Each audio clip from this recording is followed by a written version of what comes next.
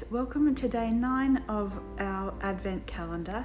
So today we're working on a wreath of stars. So I still have a day to catch up on, but today we're going to start the week of stars anyway. And I wanted to do this little project because I think this is a really good exercise. It's a similar one to the autumn leaves one we did, but we're going to just use stars instead, and we're going to do a wreath shape, and just basically we're mixing up colors and looking at color palettes and looking at glazing and just creating a beautiful little composition. So I will show you in a minute how I actually go about forming a star, but you can see here how I'm kind of going to be painting them, and I'll be doing all different sizes.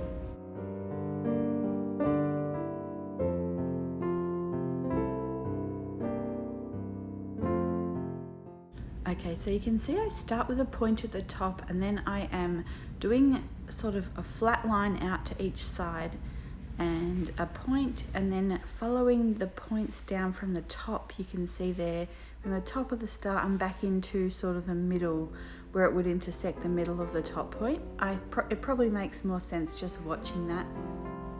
And so that's just the shape that I'm doing. You can do all different shapes and styles of stars, and I'm going to do different sizes, but you could, do any shape or type that you want. They don't have to be perfect as well. The whole point is that they will kind of be layered and not one will stand out more.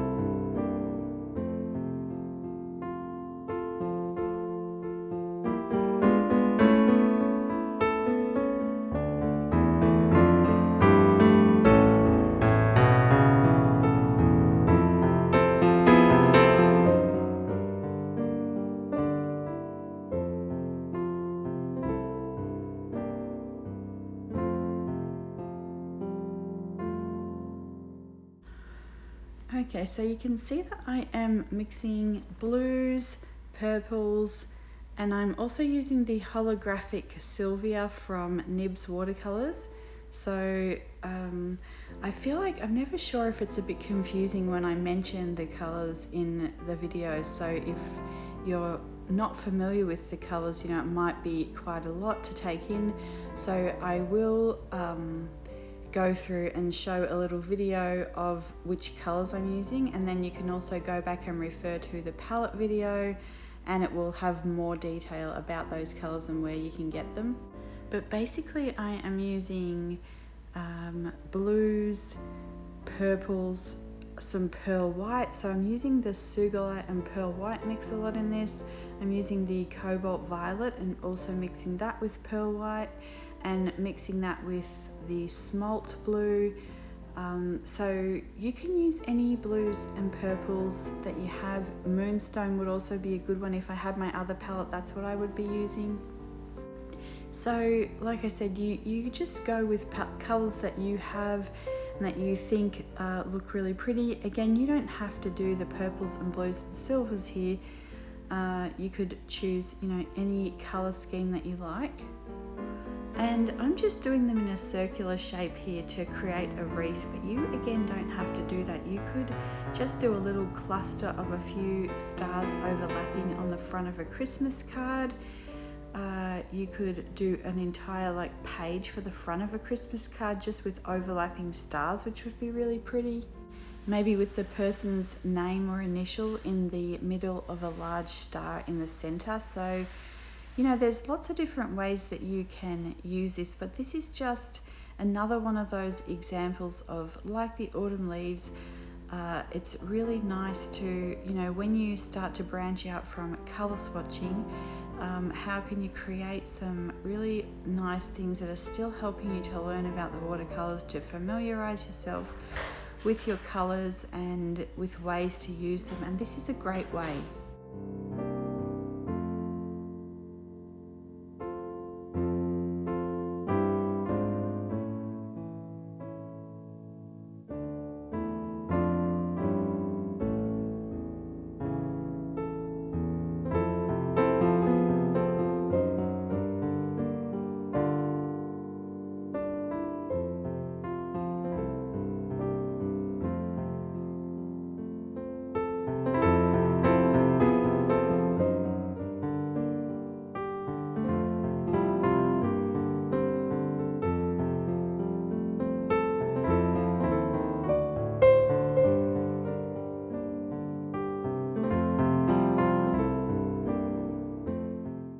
So a couple of things I should mention.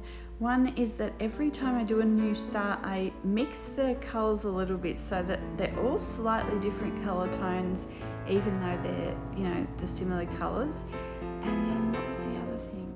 So the other thing is, like with any transparent sort of work that you're doing or glazing with watercolours, you need to let the first layer dry completely before you start overlapping the stars. So you can see that I am sprinkling the stars around and I'm not overlapping them unless, so here you go, there's the final piece, but I'm not overlapping the stars until I know the ones underneath are dry.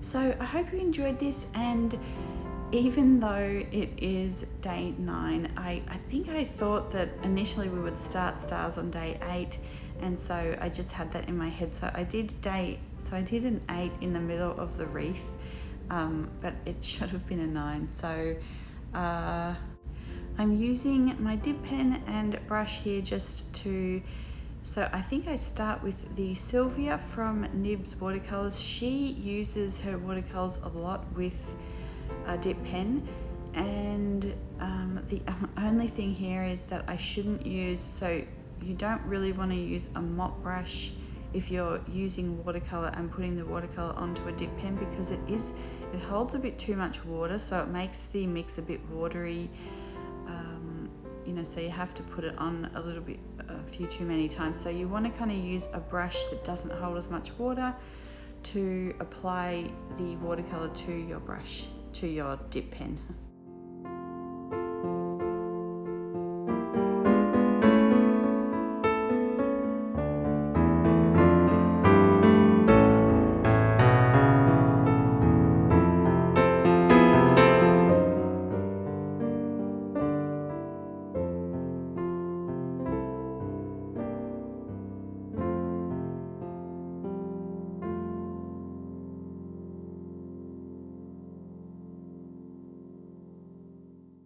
So the mix here that I'm using is the Sugilite and white mix that I just mixed in the half pan and let it dry, and I really love this mix, but a few of you have been asking me about how I mix the half pan, so I might do a little video, put that in somewhere in one of these videos, because I do need to fill up a couple of those anyway. But I think that's it. I will show you the colours I'm using and a little bit of vlogging for today, and I will see you guys tomorrow. Bye.